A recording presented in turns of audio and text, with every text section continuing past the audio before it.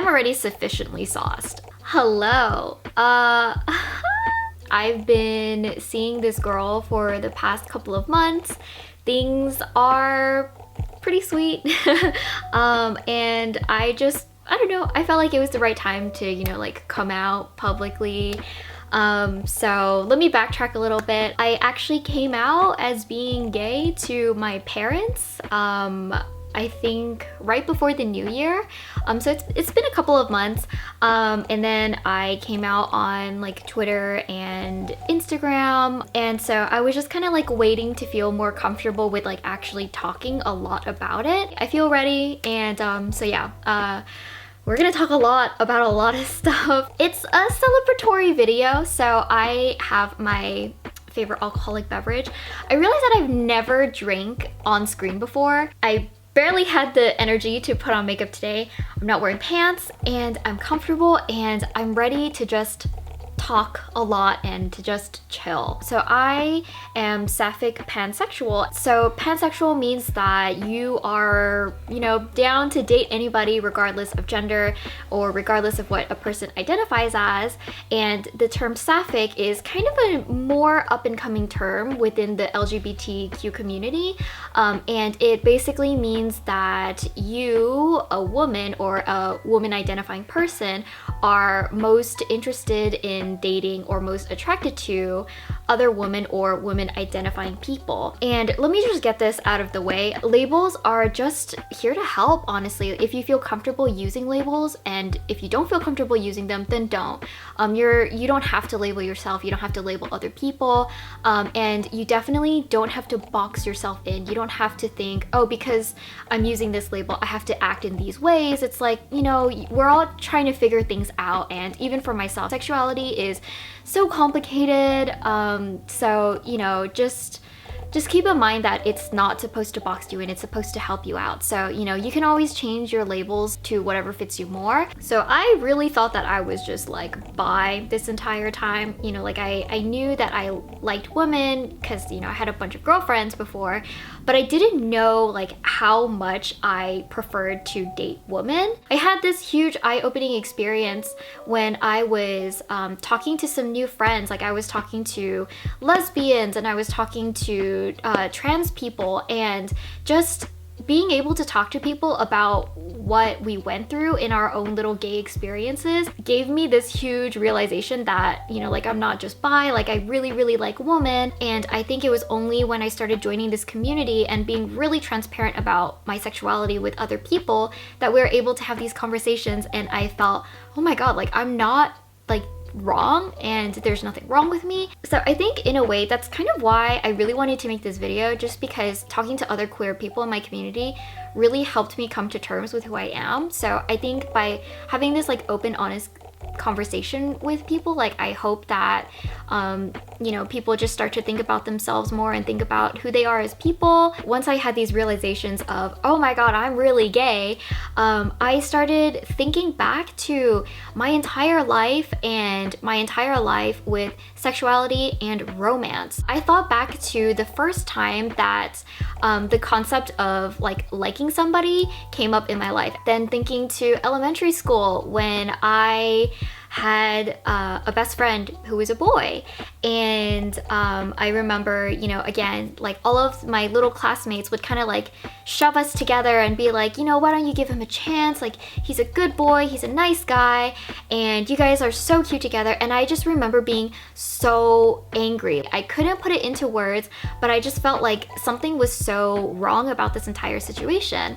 And looking back, like I know it's because I wasn't interested in him, because I never saw him in that way, because I just didn't see men and boys in that way, and I didn't know how to express it because I was a freaking kid, and all I could say was, leave me alone, this makes me really uncomfortable. And then, you know, the same things just kind of kept happening all throughout middle school, high school.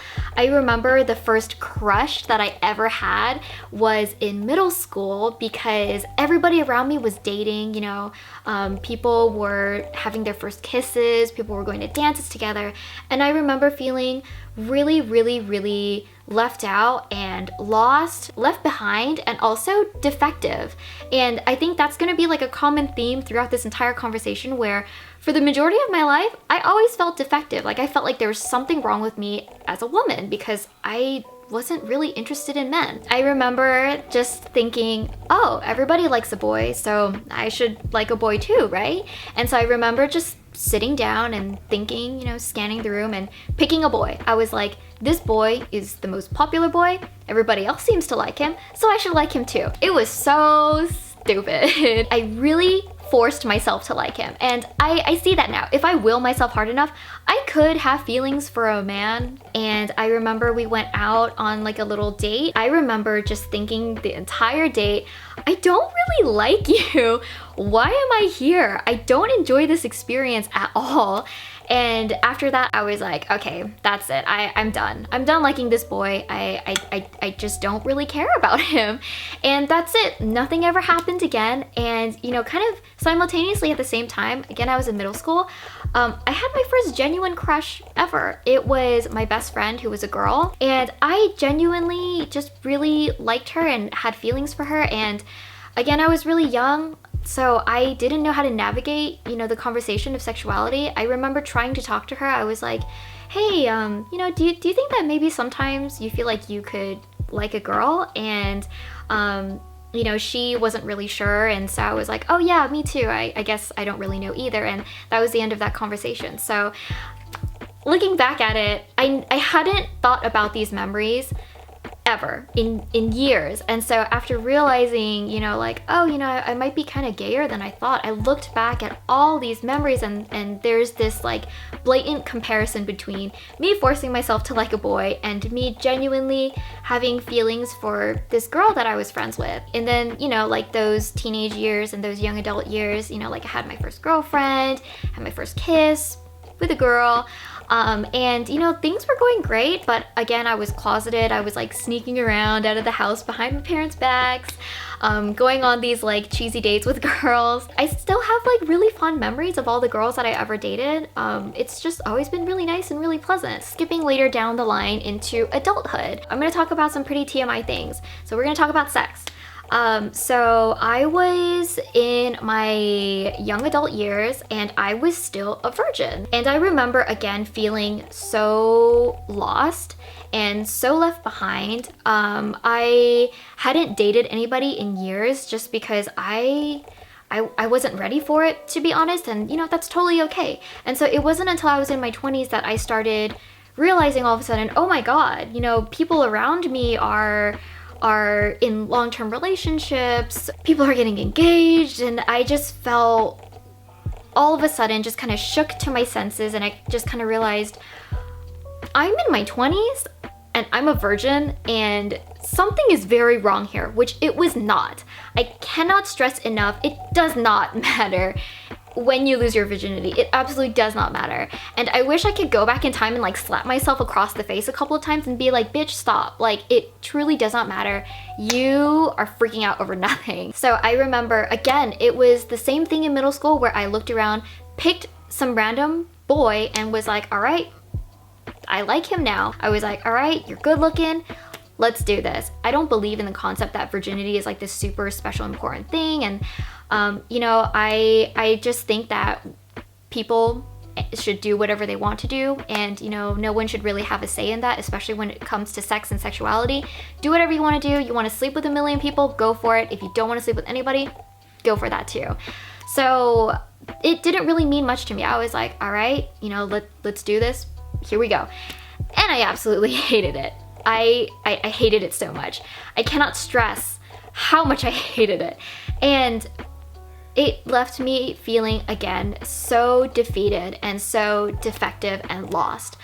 I thought that there was something wrong with me, and it took a lot of my pride as a woman. Looking back at it, I definitely do feel really sad for myself because I just didn't have my gay awakening yet, and I was very closeted, and I still, if there was a possibility, wanted to be with men because it was easier to bring home a man to my family. I was so persistent in liking men, because in society, as a woman, you're supposed to like men. And so I never thought of the idea that I didn't like men. It was just not a concept to me because it was so normal for women to like men. That is the tragedy of comphet, because you grow up hearing these stories about how men like women and women like men. You act in this way because you force yourself to try to adhere to those rules, and it ends up creating these really fucked up situations for yourself, and you're just really not aware of it because, you know, sometimes it's hard to be aware, and other times, like in my case, I was just really young. Like, I had no idea what was going on. And obviously hindsight is 2020. I was just really gay and I didn't want to have sex with these dudes. But, you know, back then I had to try because I didn't know that not trying was an option. And another layer to that is because I look a certain way and I present myself in a certain way. Like, I'm a very feminine girl, and because I'm a feminine girl, like, everyone around me always assumed that I was straight. And, you know, people always assume your gender or your sexuality, and they assume before you even have a chance to say anything. And so obviously, because I was closeted, I wasn't going to correct people and say, oh, actually, you know, I'm gay. I wasn't gonna do that. And so, you know, people already from the get-go put you in this box. And so I just ended up in this situation where, because of comphet, I just continued to go with the flow and be with men. But I absolutely hated it. And I felt like shit all the time because just something was so wrong, and I always thought it was me. I thought something is wrong with my body, something is wrong with my brain. And then I got in my first relationship with a man. It felt fucking great because I felt relaxed. At this time, I still thought I was bi, and I wanted to stay in the closet if possible. And I thought, all right, with this, I am going to, you know, be together with this man. I'm going to marry this man, and I never have to come out to my family, and no one will ever have to know that I have been gay this entire time, secretly dating women since I was very young, and no one will bat an eye, and I'll just be normal. It felt good to just feel like there was nothing wrong with me, and to think, okay, so everything that happened before was a fluke. I'm normal. Everything's gonna be okay. But it was much more complicated than that. A lot of things happened with that relationship, but at the end of it, I realized that I didn't want to be with a man. I think that everything felt so good in the moment because it finally validated me as being a normal straight woman, and that I could fit into society without ever having to risk any part of myself. I was again such a victim of comphet, stupid fucking comphet, because I grew up thinking that what I wanted out of life was to be somebody's wife, and then all of a sudden it started crumbling before me where I realized I don't want that. Like, I don't want a Prince Charming. But that's what I thought I wanted. That's what everyone told me that I wanted. And it's what, you know, my parents and what my family told me I wanted. They would tell me, you know, like, one day you're gonna grow up and you're going to marry a wonderful guy and you're gonna leave the nest. It hit me really, really hard. It hit me hard that all of these things that I thought I wanted growing up just weren't for me. And then, you know, I started talking to other queer people. We force ourselves to go through these experiences because we think if somehow it works out, then we'll be normal. And I realized that this is not just a problem that I experienced. It's such a common problem for queer people. You feel horrible and defective for not liking it, but it's just because you're not straight. I realized there is nothing wrong with me. This entire time, there has never been anything wrong with me, nothing wrong with my brain, nothing wrong with my body. It was just because I wanted to be with women, and it was such a beautiful discovery. And I realized that I couldn't live this lie anymore. I realized that, you know, like, I pretended to be straight for so long, and I was like pretending to be happy in a straight relationship, and I was just pretending for so many people and pretending for myself, and I was honestly just so tired of it, and I was tired of just being hurt by all of this, and I just wanted to be myself, and I realized that I had to tell my parents. So I came out to my parents, I think it was right before New Year's Eve last year, and surprisingly they took it really well. Ever since then, you know, like I've been able to just be more open about everything and just openly tell people like I love women and I have always loved dating women and I love girls and just life is great and gay. One last thing that I wanted to leave everybody is a resource. So ever since coming out and talking to more queer people, we've all just kind of been fueling these self-realizations, and it is really stemming from just having open, honest conversations. So, you know, if anything in this video like resonated with you, I would really recommend reading the Am I a Lesbian Google Doc. I read this Google Doc and it really opened my eyes. Anyway, that's it for this video. I do feel like I will probably be very nervous uploading this video. This is me being extremely vulnerable.